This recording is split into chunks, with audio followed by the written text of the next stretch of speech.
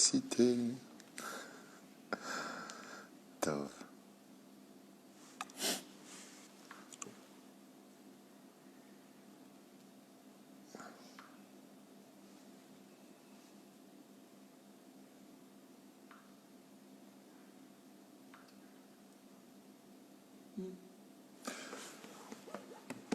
ערב טוב בשם השם נעשה ונצליח שנזכה להגדיל תורה ולהאדירה בתכלית של יראת שמיים. On est ce soir, lundi soir, le 27 du mois de avril, et déjà, puisqu'on est déjà le soir, le Dalet du mois de Iyar. On est Yom HaZikaron, donc on pensera tout particulièrement à tous nos Chayalim, et ce soir, le cours sera sur le thème Israël et son état. Donc on va essayer de pouvoir peut-être développer en même temps ensemble. Si vous avez des questions, mon épouse derrière la caméra, que Dieu la bénisse, me transmettra vos questions. On essaiera d'y répondre avec l'aide d'Hachem. Le shiur de ce soir a été acheté par David Bartel pour la mémoire et l'élévation de l'âme de Elena Shaya Bat Oded. Shin, c'est en français, c'est H-A-Y-A. Shaya. Moi je vois. C'est bien. Voilà, donc c'est pour l'élévation, mais aussi protection et bénédiction pour Ishto Ayekara, Yehudit Bat Miriam, ou Myriam, et Bezrat Hashem, leur rapide union. Si sa femme, je ne vois pas pourquoi rapide union. En tout cas, un grand Shlom Bayit, une grande Atzlacha, une grande bracha dans toute votre vie, Geoula Shlema, Bezrat Hashem, et je comprends, excusez-moi. Bezrat Hashem, donc pour leur union, Yehudit Bat Miriam, pour leur union rapide, Bezrat Hashem, Bracha B'Atzlacha Bechom Azedchem, et en même temps Refoua pour tout le peuple d'Israël. Voilà, je viens de comprendre parce qu'il y a tellement de textes que j'ai du mal à me retrouver. Ken, bien entendu pour l'élévation de l'homme de tous les morts d'Israël, et bien entendu Refoua Shlema, pour tous les malades d'Israël sans exception, votre réussite, Be'ezrat Hashem. Ken, et merci à David Bartel d'avoir acheté aussi un shiur. Il y a aussi Hana Arlet Libon, Souli Cohen, Arfi Audrey, Josiane Deré, Jackie Ben Zakoun et beaucoup d'autres qu'on fera les athlètes. Réfouachetema pour tout le malade d'Israël. Qu'est-ce que vous me dites ? Ce soir, c'est la Askara. Oui. La Askara de L'Elohim Nishmat de Moshe. Maurice. Ben Rosalie. C'est son Askara ce soir. Ce soir, donc, c'est l'Askara aussi de Moshe, Maurice, Ben Rosalie, Roi Hashem Tenachenu Began Aidan Elion. C'est aussi le frère de Laurent. Voilà, je vais te dire aussi, c'est un soldat aussi qui est parti. Aussi un soldat qui est parti il y a quelques années déjà. Raphaël. Ben Mazal. Le frère de Laurent Darmon. Le frère de Laurent, Bezrat Hashem Darmon Yakar. Roi Hashem Tenachenu Began Aidan Elion. Vechla Shorvi Mimo. Fois Shlema pour le papa de Patrick. Pour le papa de Patrick, voilà. Yosef Ben Rachel. ירצון שהקדוש ברוך הוא ישלח לו רפואה שלמה, רפואת הנפש ורפואת הגוף, על נא רפנה לו, מתוך שאר בני ישראל. רפואה שלמה aussi pour Daniela Bat Louise, החלמה מהירה בעזרת השם. Qu'on n'entende que de très bonnes nouvelles. On est parti ce soir avec l'aide d'Hachem pour 2 shiurim, donc il y en aura un maintenant et tout de suite un autre après. Et on parlera de ce soir maintenant d'Eret Israël. Alors c'est un sujet qui est très sensible, Eret Israël. Et on peut dire qu'il est, on va dire, très controversé dans les opinions. Comment doit-on vivre Israël ? Qu'est-ce que la Torah nous dit sur Eretz Israël ? Et pourquoi le besoin de l'État d'Israël ? Je crois que pour moi, ce n'est même pas une question, mais il y en a qui se posent la question. Vous savez tous, on en a déjà parlé à maintes reprises, que la première mitzvah que Dieu adressa à Avraham Avinu, dans le paracha de Lech Lecha, c'est « Va pour toi de ta maison, de ton père, El Haaretz Asher Areka, vers la terre que je te montrerai. » Par le biais d'un nuage, Abraham a été comme guidé par la providence divine arrivée en Eretz Israël. Et puis manque de peau, en arrivant dans ce pays, eh bien c'est la famine.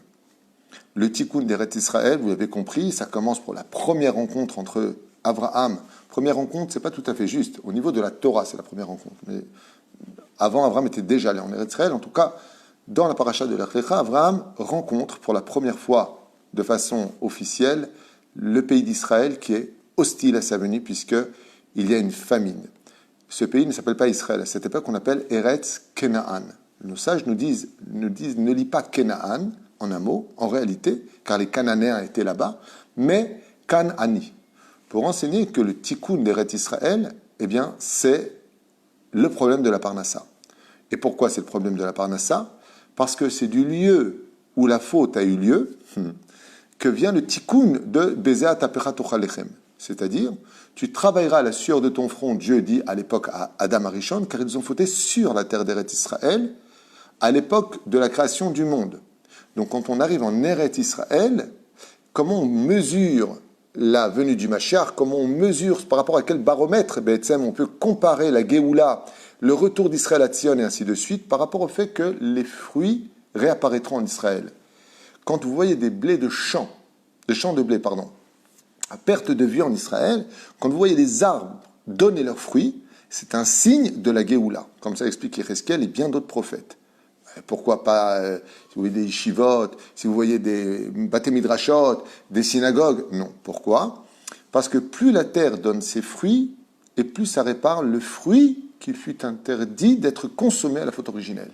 Ce qui fait qu'il y a un lien direct entre la terre d'Eretz Israël et son développement, aussi bien sur le domaine de la Torah que sur le domaine de l'économie, de l'agriculture, donc d'une nation sur sa terre, et la réparation de l'arbre originel. Il y a un lien direct entre les deux, quitte à en déplaire à certains.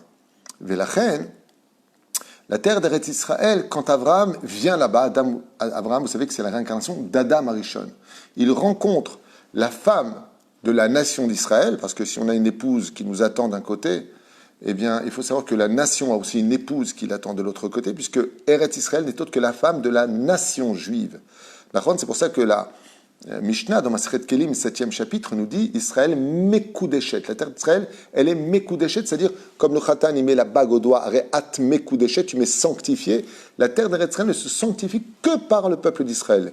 Et l'histoire l'a bien montré pendant 2000 ans, où aussi bien les Ottomanimes, les Turcs, les Anglais et bien d'autres, comme Godefroy de Bouillon à son époque, sont venus pour conquérir la terre d'Israël. Elle a toujours été fidèle à son Khatan, à son mari, puisqu'elle n'a jamais donné ses fruits. Vous pouvez vérifier ça sur le domaine historique. La terre d'Eretz Israël n'a jamais donné ni ses fruits, ni d'importation, ni quoi que ce soit, n'a jamais rien montré de son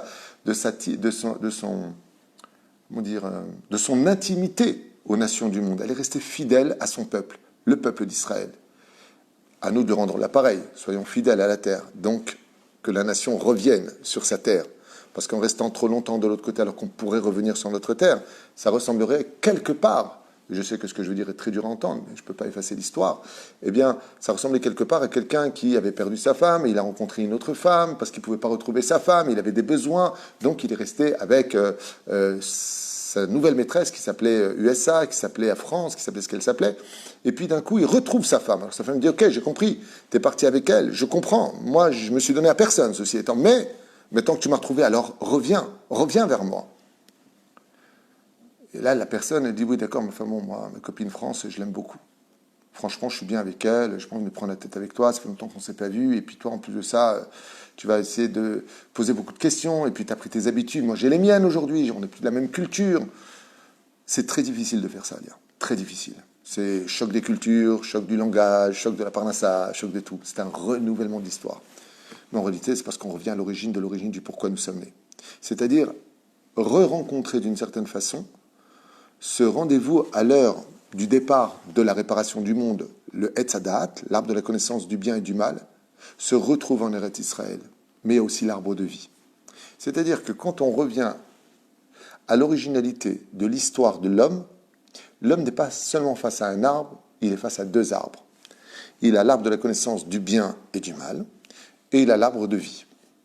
Les deux arbres, dans la Kabbale, sont indissociables. Il n'y a pas d'arbre de vie sans l'arbre de la connaissance du bien et du mal. Et il n'y a pas d'arbre de la connaissance du bien et du mal sans l'arbre de vie. Seulement qu'en Eretz Israël. En Chutz Laaretz, on peut être totalement un arbre de vie, 100% que religieux étudier la Torah, et être aussi un arbre de la connaissance du bien et du mal. En Eretz Israël, il faut les deux. Et c'est ce qu'on vit ici.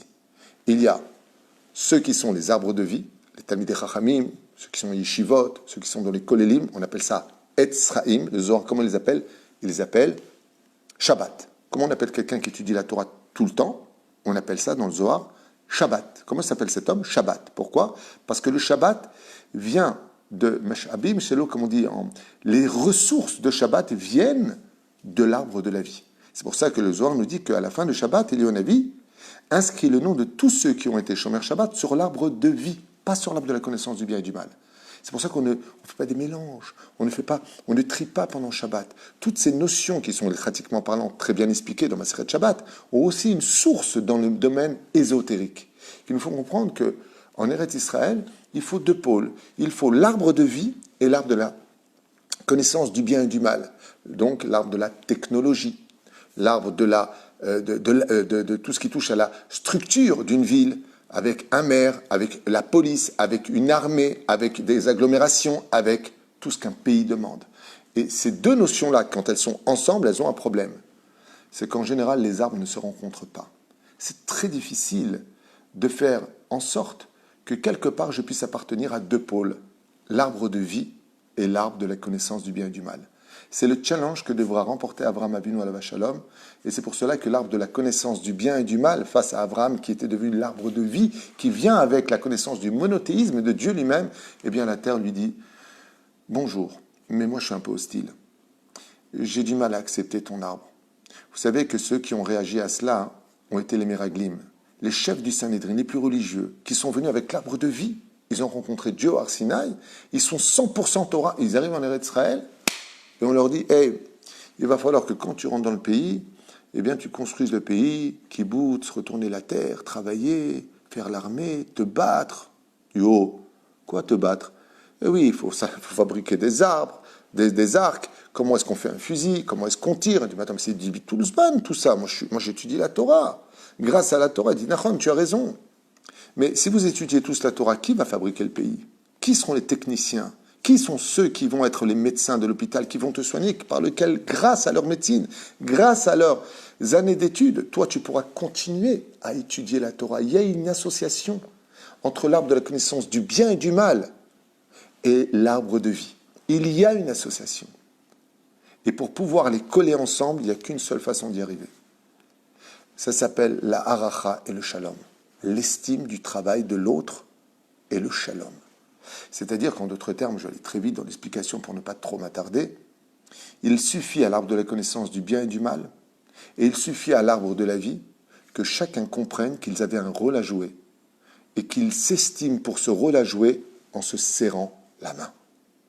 En d'autres termes, dit dans un langage plus moderne, si le monde laïque, celui qui étudie les sciences profanes pour apprendre à devenir ingénieur, architecte, professeur, ce dont on a aussi besoin dans un pays, savait reconnaître la valeur de ceux qui étudiaient la Torah. Et bien entendu, ceux qui étudient la Torah, savaient reconnaître la valeur de ceux qui construisent ce pays. S'il y avait simplement cette estime et ce serrage de main en disant « Kol hakavod » pour ce que vous avez fait, et les autres diraient « Merci que vous êtes là pour étudier la Torah », alors l'arbre de vie aurait rejoint l'arbre de la connaissance du bien et du mal, et le tikkun arriverait juste à sa fin. Ça s'appelle l'amour gratuit. Ça s'appelle la hardout, le seul élément qui nous manque encore aujourd'hui. Le seul. Le chol, les chilonim, restent dans leur camp à eux. Et on a vu dans les élections que la poire est coupée exactement en deux. En jeu de mots, la pomme. 50% sont pour Bibi, les traditionnalistes, les orthodoxes. 50% étaient pour Gantz, anti-religieux. Mais par contre, pro-Israël, drapeau, ouais, c'est nous Israël, c'est pas vous. Vous n'êtes pas utile à la société israélienne, disent les chilonim. Et les charedim et les religieux disent, vous les chilonim, vous n'êtes pas utile à l'arbre de vie.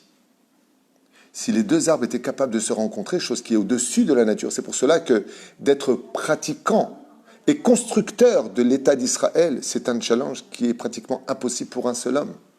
Il faut deux hommes, il faut deux entités.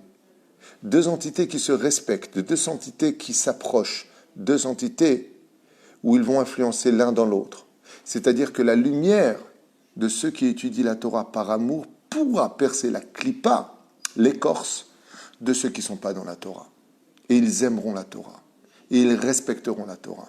Et de l'autre côté, Ceux qui étudient la Torah seront remplis de connaissances et de reconnaissance pour ceux qui nous ont fait des routes aussi belles, construire des endroits aussi merveilleux que ce que l'on peut rencontrer dans ce pays, pourtant si jeune, 72 ans. Beyom Hatzmaut, 72 ans, que représente le Shem Havaya Baruch Hu Be'adnout, pour leur dire Toda Rabba, quel beau pays vous nous avez fait. Mamash, quel aéroport unique, extraordinaire, tellement simple d'accès. Et tout ça, grâce au fait que vous avez étudié comment faire cela, comment vous investir dans un pays aussi beau. La reine Avraham Avinu Alav Shalom, sans trop m'attarder, se heurte à un pays compliqué, le pays d'Eretz Israël, là où l'arbre de vie exige son dû, l'arbre de la connaissance du bien et du mal exige son dû. Et ce shalom est très difficile à faire. De mêler l'un dans l'autre, c'est un challenge qui est très compliqué. Et c'est pour cela que notre armée est le symbole par excellence par lequel le monde chiloni, le monde profane, les gens qui ne sont pas religieux, luttent contre le monde religieux. Qu'est-ce qui les dérange depuis le Kamamdina? C'est qu'une infime partie, quand je vous dis infime partie, vous pouvez me faire confiance, je vais ici depuis 33 ans et j'ai fait mon service en Israël, mon service militaire, mes enfants sur les 5 ont fait leur service militaire au moins 3 d'entre eux. Donc je ne suis pas un arriviste qui dit ce que je pense, je vous dis ce qui se passe. Vous pouvez observer réellement les choses et non pas vous laisser berner par les médias. Mais il faut savoir que plus de la moitié des Haredim font le service militaire. Ça, c'est la réalité sur le terrain. Mais bon, c'est encore un autre sujet, je ne veux même pas polémiquer, ça ne m'intéresse même pas. Mais qu'est-ce qu'il y a de si compliqué? C'est que comme il y a une mitzvah de conquérir la terre d'Israël, il y a une mitzvah de se battre pour la terre d'Eretz Israël, il y a une mitzvah en cela. C'est marqué dans la Torah noir sur blanc, de 20 ans à 60 ans. Les Gaïes Rayalim, on a vu que Yehoshua bin Nun, dès qu'il rentre en Eretz Israël, la première des choses qu'il fait, c'est de créer son armée. Il crée une armée. Le roi David, pareil, va créer son armée. Yoav ben Tserouria, que ce soit Avner ben Ner, tous les grands généraux, Bar Korva, tous les grands généraux d'Israël vont tout de suite, dès qu'on rentre en Eretz Israël, créer une armée. Même Abraham Avinu a dû créer une armée en Israël. Seulement, quel est le problème de cette armée? C'est qu'étant donné que l'armée en Israël est considérée comme étant un rôle essentiel à la mitzvah de Yashaftem ba, et vous vous installerez là-bas, il faudra pour faire l'armée en Israël, selon les Chachamim, le Shulchan Aruch, que ce soit la Gemara, dans, je crois, Sota ou dans Souka, je ne me rappelle plus ce que j'avais étudié, eh bien que ce soit des gens pieux. Ça veut dire que selon le judaïsme, la Torah et les halachot, comme le dit le Rambam, celui dont le cœur a peur ne peut pas prendre d'armes, parce que ça veut dire qu'il a des fautes en lui. C'est-à-dire que la Torah estime que celui qui doit rentrer dans l'armée d'Israël doit être celui qui est le plus pieux, parce que ce n'est pas donné à n'importe qui le mérite de faire l'armée en Israël. C'est-à-dire que dans le judaïsme, qui sont les soldats qui vont servir pour défendre l'État d'Israël? Eh bien, dans le judaïsme, ce sont ceux qui ont compris la valeur du Etzraïm. C'est un truc de fou. C'est en d'autres termes, selon la Torah, c'est tous les Bachouri Yeshivot qui devraient être à l'armée, ou à la condition que tous ceux qui sont chilonim rentrent en Yeshiva. Ça, c'est l'opinion de la Torah. Celui qui a besoin de se réparer, celui qui a besoin d'étudier encore parce qu'il n'est pas encore formé, lui, il est obligé d'aller en Yeshiva. Et celui qui est pieux totalement, les gens comprennent il dit non, celui qui s'investit en Torah vraiment, qui est assis et qui étudie vraiment la Torah, lui, il est qui d'y aller. C'est exactement le contraire. Celui qui est propre, celui qui a une moralité, celui qui est baki en Torah, en halacha, lui, il a le rôle d'aller à l'armée. Mais tu ne peux pas prendre une personne qui est religieuse ou alors qui est fragile dans sa petite yeshiva et lui dire « va à l'armée ». Là où, par contre, le Hetzadat Tov, Vara, le bon et le mauvais sont mélangés. Là où il y a des femmes qui courent le soir dans les camps en petite culotte, je l'ai vécu. On ne m'a pas raconté, c'était à Zekim, à côté de Gaza. Je l'ai vécu, c'est mon expérience personnelle. Où je lui ai dit, dites-moi, excusez-moi, mais je suis à l'armée ou je suis à Las Vegas? C'est quoi le truc? Il y a des choses qui doivent être arrangées à l'armée. Il y a des choses qui doivent être modifiées à l'armée. Et c'est pour cela que dans l'armée d'Israël, qui est un tafkid très important, mais haute kadosh selon la Torah, ce que reproche le monde haredi au monde de l'armée, que Dieu protège nos soldats, c'est d'avoir bafoué l'importance du service militaire. L'importance du service militaire.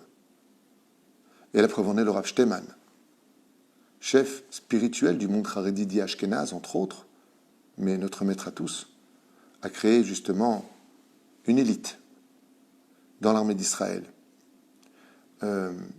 Netzach Yehuda, qui a été créé par le Rav Shteman. Une armée où il n'y a pas de femmes. Une armée où on peut faire ses prières. Une armée où on a peu de temps pour étudier la Torah. Une armée où on respecte les lois de la halacha. Ils ont tellement d'effectifs qu'ils repoussent les mois. Venez pas maintenant, on n'a pas besoin. Le plus extraordinaire, chers amis, je ne sais pas si vous le savez ou pas, mais vous pouvez regarder sur Internet, puisque tout le monde se renseigne sur Internet. Eh bien, c'est que ce sont les meilleurs commandos. Vous savez ça? Ça fait plus de 7 années consécutives que le gouvernement israélien, le Ramatkal, félicite les fameux soldats Haridim qui ne ratent pas leur mission, qui réussissent tout ce qu'ils entreprennent à un tel point que j'ai oublié qu'il s'appelle le Ramatkal, le chef d'état-major, a dit « Mais c'est quoi votre potion magique? Vous avez Dieu avec vous quand vous faites vos missions ?» Parce que le rôle à jouer à l'armée est très important. Donner sa vie pour défendre sa nation. Donner sa vie pour défendre sa terre. Donner sa vie à garder toute une nuit. Rouler dans des voitures de Jeep qui ne sont pas du tout adaptées à la délicatesse du juif. C'est un kiddush Hashem qui dépasse l'entendement. Surtout quand on donne sa vie pour que nous puissions aujourd'hui pouvoir étudier la Torah dans la paix. Combien le monde de la Torah se doit de dire merci à l'armée d'Israël. Combien on est content quand on a un terroriste qui vient tirer dans nos rues, de voir l'armée débarquer et risquer leur vie, des jeunes. Parce que l'armée d'Israël, contrairement à ce qu'on voit dans les autres pays, ce sont nos enfants. Ils ont à peine 18 ans, 19 ans. Ils sortent de nos maisons et on les voit après un mois revenir avec le treillis, les yeux fatigués. C'est des tzadikim. C'est des gens bien. Seulement le combat de l'arbre de la vie et l'arbre de la connaissance du bien et du mal. L'un tire le drap vers l'autre. Sois shomer Shabbat, fais attention à ce que tu manges, regarde pas les filles, attention. Et de l'autre côté, ça tire le drap. Oui, vous êtes au courant, en Israël, c'est un gradé qui me l'a dit. Les femmes font l'armée, mais elles se douchent aussi avec les hommes. Ça, c'est pas bon. Ça, c'est assourd. Ça, c'est pas le chemin de la Torah. On n'est pas un pays comme les autres. Notre armée se doit d'être fidèle aux ordonnances de la Torah. Et la reine, d'un côté, on comprend pourquoi le monde Haredi est un peu... Je ne parle pas des 250 juifs qui ont été filmés à Mea Shearim, à lancer des pierres ou à cracher sur nos soldats. Je ne m'associe pas du tout à ce genre de personnage. Ni moi, ni les rabbinim.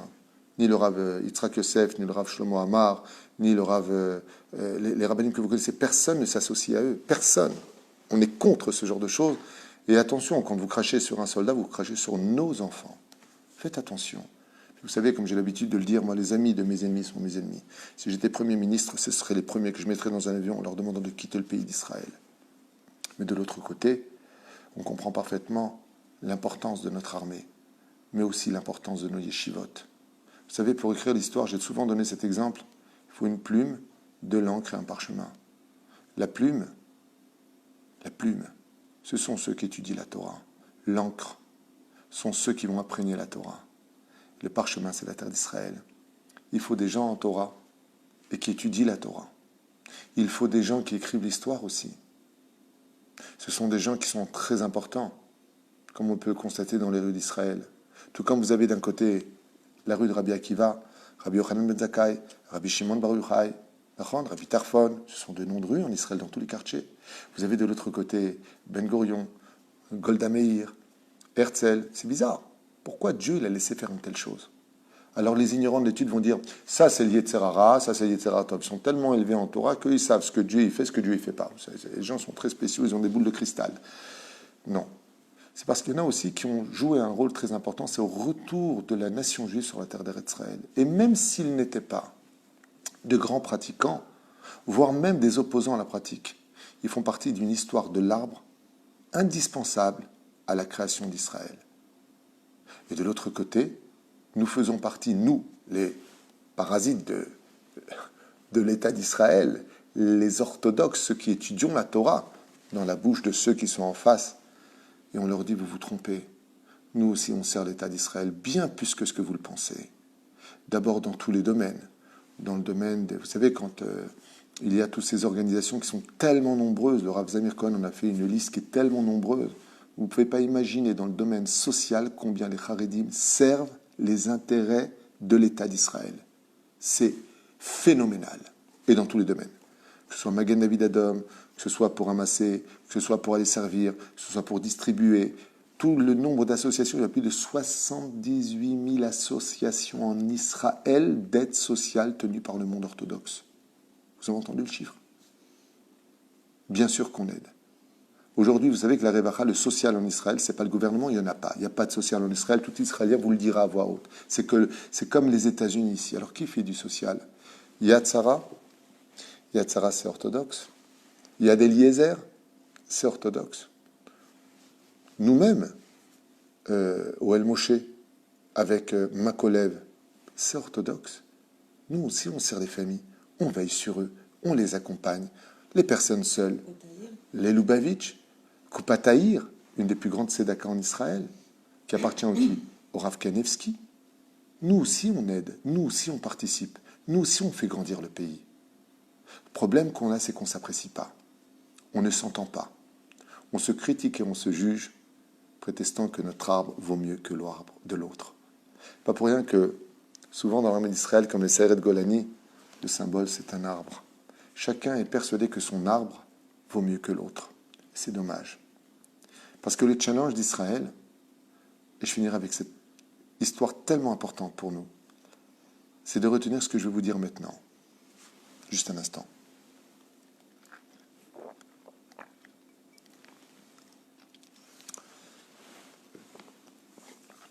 Pendant 2000 ans, les chefs des nations du monde se sont souvent intéressés aux communautés juives, avec le rabbi,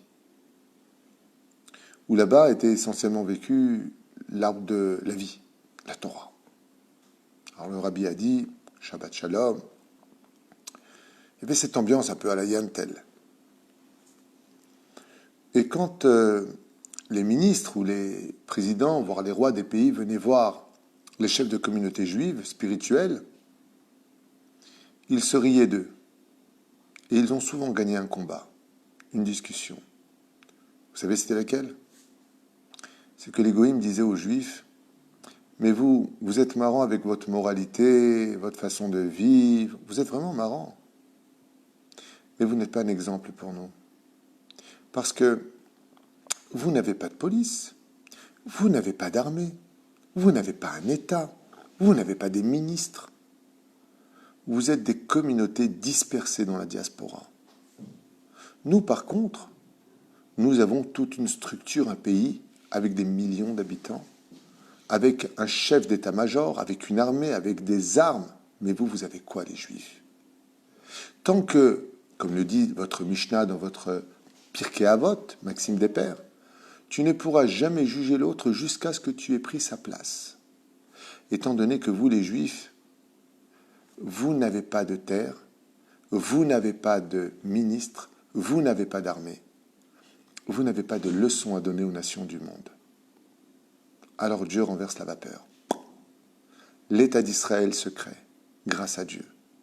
On revient sur notre terre. Et là, le challenge prend toute son ampleur. Maintenant que nous sommes sur la terre d'Israël, nous sommes enfin devenus nation, avec un président, avec des ministres, avec une police, avec une armée, avec des gens qui pensent totalement différents les uns des autres. Un pays qui réunit un seul peuple, mais qui est complètement cosmopolite. C'est-à-dire que chacun vient avec son rave, sa culture, son langage, ses ambitions, sa façon de créer son propre pays, le pays d'Israël qui appartient à tous les Juifs.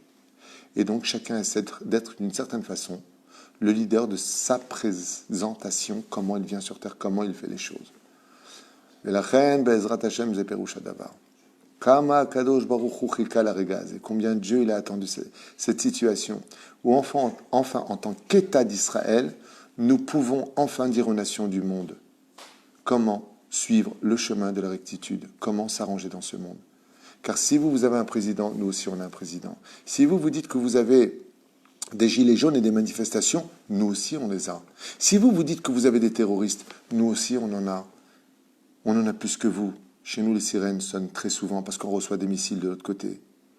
Nous aussi, on doit partager des territoires et on doit faire beaucoup de concessions. Nous aussi, maintenant, on a des problèmes sur le domaine économique. On a une monnaie qui est à nous.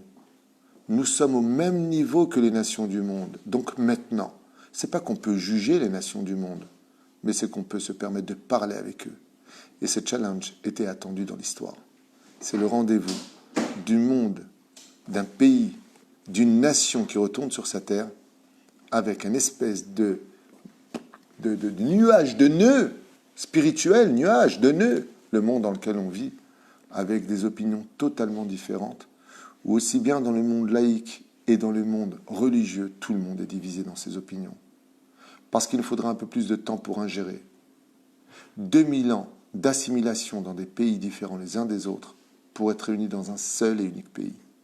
C'est pour cela que la seule chose qui nous reste à faire aujourd'hui, au lieu de passer notre vie et notre temps à critiquer constamment les habitants du pays, les dirigeants du pays, ceux qui étudient, ceux qui n'étudient pas, ceux qui font l'armée, ceux qui ne font pas l'armée, la meilleure des choses à faire, c'est de relever la situation et de sourire à tout le monde en disant « Messieurs, calmez-vous, à Kol Beseder, c'est juste une question de temps. » Au lieu d'attiser cette haine par les médias, au lieu de constamment nous critiquer les uns les autres, peut-être qu'on devrait tous s'occuper un peu plus de nous-mêmes en disant à l'autre « Toi aussi, tu avais ton rôle à jouer dans ma propre vie. » On est content quand la police tape à la porte pour nous dire « Vous avez été cambriolé, c'est bien ici, on a retrouvé le voleur. » On est très content. On est aussi très content de voir que sans nos rabbanim, le Rav Mordechai Eliyahu Zatzal, le Rav Ovadia Yosef, le Rav Shlomo Amar, tous les Gdolim, le Rav Kanievski jusqu'à aujourd'hui, quand dans l'armée d'Israël, écoutez bien ce que je vous dis, ils ne savaient plus quoi faire, quelle décision prendre, ils allaient voir le Rav Mordechai Eliyahu, ils allaient voir le Rav Ovadia Yosef. À l'époque, ils allaient taper chez Baba Saleh, ils demandaient une bracha. Ils savaient, et ils respectaient, et ils acceptaient. Même Ben Gurion avait signé avec le Chazon Ish. Ben Gurion avait dit, oui, ceux qui étudient la Torah ont leur place en Israël, on a besoin d'eux. C'est lui qui a signé que ceux qui étudient la Torah ne font pas l'armée. C'était Ben Gurion, avec le Chazon Ish. Et nous, on perpétue une polémique qui non seulement n'a pas lieu d'être, mais qui ne fait que gâcher l'avenir de notre histoire, de notre peuple, et surtout de notre message. Combien se rient les nations du monde à nous voir constamment nous critiquer parce qu'il ne fait pas, il ne pense pas comme moi, il ne dit pas comme moi, il n'est pas comme moi. Laissons Dieu régler ça. Mais en ce qui nous concerne à nous, travaillons le fait de nous relever. La reine Animodé, en mon nom à moi, et en tous ceux, Bezrat Hashem, qui nous suivent, et au nom du monde de la Torah, avec qui je travaille, la Tnoa de chasse, par exemple, vous savez que c'est juste une parenthèse, mais vous savez que tous les ministres de chasse et toutes les personnes qui sont à l'intérieur ont tous fait leur service militaire. Je vous inventerai, j'étais avec eux, j'en ai parlé avec le Sar Ari Ederi. Lui-même a fait son service militaire et tous les autres ont fait leur service militaire. Tous les autres ont fait leur service militaire. On connaît la valeur de la Torah et on connaît la valeur d'être une nation. Et aujourd'hui, le message d'Israël n'est plus simplement un message national, mais un message international. Aujourd'hui, nous sommes enfin au niveau de dire aux nations du monde, nous avons les mêmes armes que vous et nous savons aujourd'hui l'itmoded. En France, comme partout ailleurs, ils viennent demander des conseils à Israël, comment gérer leur économie, parce que nous sommes un exemple. Comment gérer les terroristes, parce que nous sommes un exemple. Comment apprendre à nos soldats à se battre, Krav Maga, combat israélien, inventé en Israël, parce que nous savons le faire. Ils viennent demander d'où vient notre intelligence de nos yeshivot, parce que nous savons étudier la Torah. Israël est devenu un pays exemplaire pour les nations du monde dans tous les domaines, y compris pour ce virus, où Israël est mis en tête de liste pour avoir le mieux géré le virus dans son pays. Alors bien sûr, il n'y a que 8,5 millions d'habitants, mais justement, confinés les uns contre les autres, l'épidémie aurait pu être encore beaucoup plus grave. Et Israël a su et saura, grâce à Dieu, Baruch Hashem, gérer le meilleur pour un avenir plus sûr et pour chacun de nous. Les Pérouche Adavar que nous avons un rôle très important à jouer dans le retour de chaque juif en Eretz Israël, c'est de garder notre langue dans notre bouche. Et si on doit la sortir, c'est uniquement pour relever chacun de nous vers un avenir spirituel en remerciant ceux qui nous ont donné cette merveilleuse matérialité. Voilà, si vous avez des questions, c'est un petit tour rapide, ça pourrait prendre beaucoup plus de temps, beaucoup plus de secrets à livrer, mais je m'en tiendrai à un langage comme ça un peu plus universel, en même temps Torah et politique. Ken? Pas de questions? Baruch Adonai Leolam Amen Ve'Amen. המרחם על כל בריאותיו, הוא יחוז רחמו ורחם על נפש, רוח ונשמה, Shel Tzva Hagana l'Israël, Asher Alchou Bekidush Hashem, qui sont tous partis d'un grand Kiddush Hashem, parce que donner sa vie pour le peuple d'Israël, c'est un Kiddush Hashem d'une dimension incroyable. Ruach Hashem Tenachenam Begana Eden Elyon, Bechol Ashorvim Imam, Bichlal Arachamim Vasilichot, Bechen Yehi Ratzon V'Numar Amen, Tien Nishmatam Tzor Haim, Ubeshem Hashem, Naaseh V'Natzliach. C'est important que chacun... Oui, bien sûr, il faut allumer une bougie ce soir pour tous nos chayalim, Bevadaï, Vadaï. On n'a pas le droit d'être ingrat.